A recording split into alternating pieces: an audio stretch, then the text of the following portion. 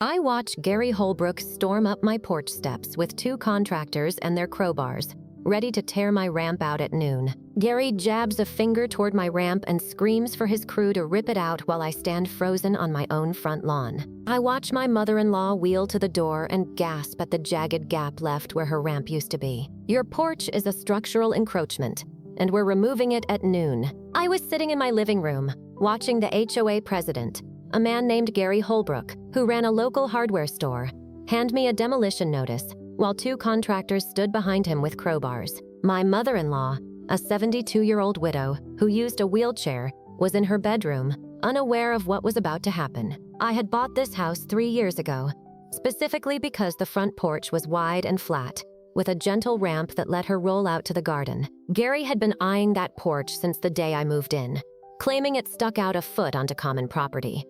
But my deed, which I had pulled from the county recorder's office, showed the lot line ran 6 inches past the porch's edge. I showed him the survey. He didn't care. "Your survey is old," he said, folding his arms. "We have a new one that shows the encroachment." I asked to see it. He said it was in the board's files. I drove to the county planning office that afternoon and asked for a copy of any survey filed by the HOA in the last 10 years. The clerk, a woman named Linda, checked the records and told me there was nothing. No new survey, no permit application, no variance request. Gary had been bluffing. The porch was demolished at 11:47 a.m.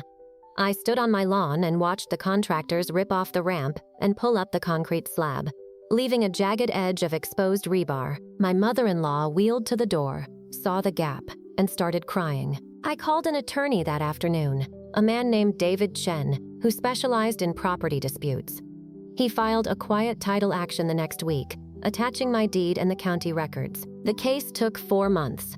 Gary hired a lawyer, but he had no evidence. The judge ruled the porch was mine, ordering the board to rebuild it at their expense and awarding me $12,000 in punitive damages for the illegal demolition. Gary sat in the courtroom with his head down while the judge read the verdict.